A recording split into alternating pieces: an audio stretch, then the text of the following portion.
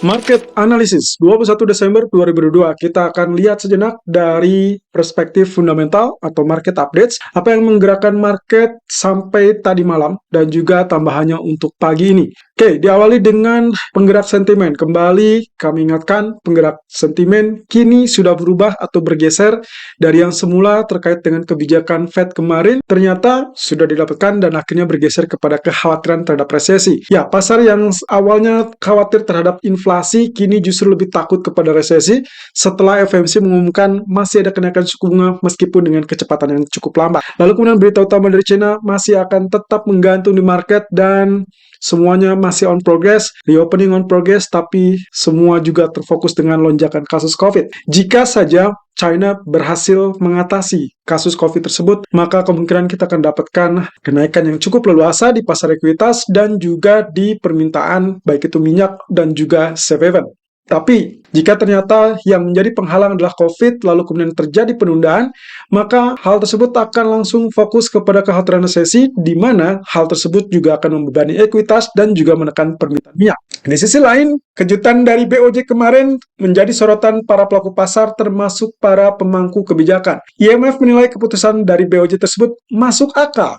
Menurut IMF, dengan ketidakpastian terhadap prospek inflasi, maka penyesuaian YCC atau Yield Curve Control oleh BOJ merupakan langkah yang masuk akal, mengingat kekhawatiran tentang fungsi pasar obligasi yang sedikit bergeser. BOJ menaikkan batas atas imbal hasil obligasi pemerintah atau yang dikenal dengan Japanese Government Bond Yield 10 tahun dari 0,25% menjadi 0,5% di keputusan BOJ kemarin. Ia menambahkan bahwa komunikasi yang lebih jelas tentang kondisi saat menyesuaikan kerangka kebijakan moneter akan membantu menjangkalkan ekspektasi pasar dan juga memperkuat kredibilitas komitmen dari bank sentral, terutama dalam hal mencapai target inflasinya. Menteri Ekonomi Jepang menekankan bahwa keputusan BOJ kemarin bukanlah perubahan kebijakan moneter, di mana BOJ sama sekali tidak keluar atau belum keluar dari kebijakan moneter yang longgar. Tapi kita lihat beberapa pandangan dari bank, di mana MUFG menilai keputusan tersebut justru akan berdampak pada semua pelaku pasar forex. Ini kaitannya dengan pelaku lindung nilai dari corporate, investor, spekulan, maupun aliran modal. Nah, secara spesifik bahkan MUFG menilai bahwa pergeseran tersebut bisa saja hanya memperkuat pandangan dan semakin meyakinkan adanya divergensi dari lonjakan penjualan Japanese yen di tahun 2022 dan diperkirakan akan berbalik arah di tahun 2023. USD Japanese yen sendiri diperkirakan akan turun mencapai 120 lebih cepat dari perkiraan MUFG sebelumnya. Sementara Deutsche Bank menilai bahwa langkah BOJ tersebut dapat dilihat sebagai awal dari langkah menjauh dari kebijakan moneter yang sangat longgar. Sementara itu, Wakil Ketua S&P Global, Dan Yergin, berkirakan minyak Brent akan berpotensi naik di atas $120. Yergin menilai bahwa Brent berpotensi naik di atas 120 jika China sepenuhnya dibuka kembali. Itu pun dengan catatan jika China berhasil mengatasi COVID, maka tingkat permintaan akan meningkat. Tapi juga sekaligus mengingatkan bahwa Brent bisa saja turun menjadi sekitar $70 per barel jika ternyata terjadi resesi. Tentunya ada ketidakpastian utama yang disoroti dan ini pun sudah pernah kita bahas sebelumnya. Keputusan Federal Reserve yang menaikkan suku bunga lalu kemudian memicu terhadap kekhawatiran resesi. Tentunya itu akan berakibat dampak negatif terhadap tingkat permintaan dan of course oil atau minyak akan kembali turun. Kemudian tingkat permintaan China yang masih belum jelas adalah saat ini terkait dengan reopening. Jika sesuai dengan ekspektasi atau sesuai dengan agenda, maka kemungkinan kita akan dapatkan kenaikan karena tingkat permintaan yang mengalami peningkatan.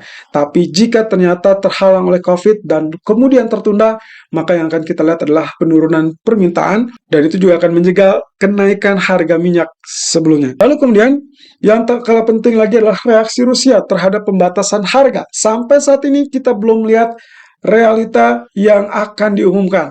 Tapi jika mengingat 2 minggu yang lalu bahwasanya Rusia bisa saja memberlakukan harga diskon internasional atau bahkan memberlakukan harga tertentu yang mereka coba untuk lawan dari kebijakan G7, maka kita masih harus tetap melihatnya sampai akhir tahun ini.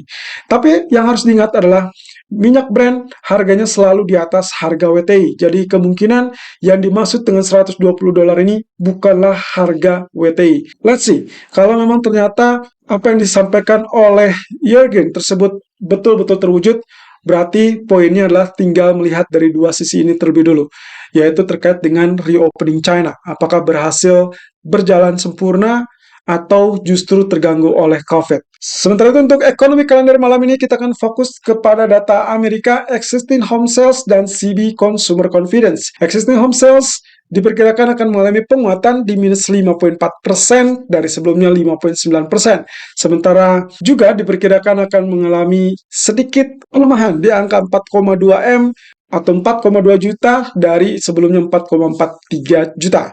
Sementara untuk CB Consumer Confidence diperkirakan akan mengalami kenaikan 101,0 dari previous 100,2.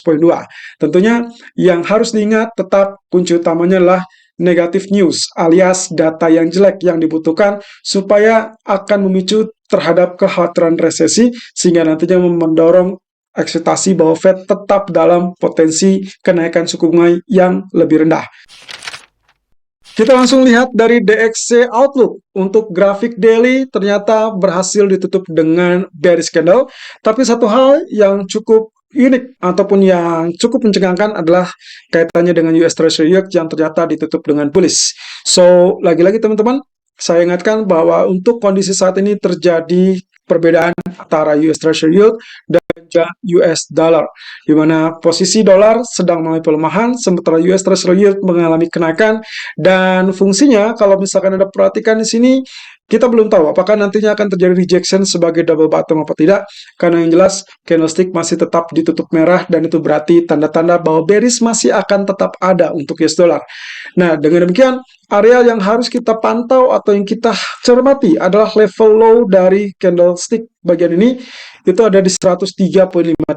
Kalau memang ternyata dia bisa tembus atau lebih rendah, maka kita berharap potensinya adalah penurunan lanjutan, mungkin saja menjangkau teritori support 102,24. Tapi tentunya semuanya terkait dengan data ekonomi. Nanti malam apakah terjadi data lemah atau data kuat? Tentunya data yang kuat akan membuat US dollar kembali rebound, tapi jika data yang lemah, dia akan membuat kembali terpuruk atau bahkan tertekan lebih dalam. Dengan demikian juga, posisi ini masih tetap kita pertahankan sebagai outlook bearish untuk US dollar. Di sisi lain, posisi dari grafik H4 sedikit membingungkan, tapi saya simpulkan saja sebagai zona sideways, teman-teman. Tapi Anda lihat di sini, meskipun dia tidak menjangkau area support, kemudian sekarang nempel di area resisten, ada dua kemungkinan. Potensinya dia bisa lanjutkan kenaikan seperti itu atau rejection untuk kembali turun bahkan jauh lebih rendah dari level 103,53. Jadi kita masih tetap melihat potensinya resisten 104,07 atau bahkan 104,13 ya. Sementara kalau misalkan kita lihat dari support adalah 103,534. Mana yang akan ditembus? Apakah dia akan bergerak naik atau akan bergerak turun? Kalaupun bergerak naik, maka tentunya kita harus kembali melihat level resisten berikutnya yang ada di level 104,83. So, resisten 104,13 kalau ditembus akan menuju 104,83, tapi kalau rejection diperkirakan akan turun ke 103,53. Sementara kalau kita perhatikan dari sisi US Treasury Yield yang sedang mengalami kenaikan, ya juga berarti tanda-tanda bahwa penembusan kemarin cukup berhasil. Setelah tembus resisten neckline dari grafik daily yang kita perkirakan sebagai double bottom, meskipun masih tekat dengan catatan, candle hari ini masih harus tetap stay di atas untuk mengkonfirmasi bahwa yang kemarin resmi ditembus. Jadi kita masih tetap akan lihat kenaikannya setidaknya menguji level ini. Dan itu berarti terlihat di grafik keempatnya yang juga mungkin saja kita harus pelan-pelan memperhatikan level 3,792%. Tapi dengan catatan seperti ini, berarti kita tidak juga mengasumsikan bahwasanya jika ternyata US Treasury Yield-nya mengalami kenaikan, emas terhalang untuk mengalami kenaikan. Walaupun secara normal, yes, itulah yang akan terjadi. Tapi dalam 2 hari terakhir, karena US dollar dan US Treasury Yield sedang berseberangan, maka kita asumsikan mungkin emas juga masih bisa mengikuti pergerakan sesuai dengan US Treasury Yield. Artinya, kalaupun dia terjadi koreksi, lalu kemudian nantinya kita harapkan dia lanjutkan kenaikan tersebut. Sehingga untuk emas pun akan berlaku hal yang sama.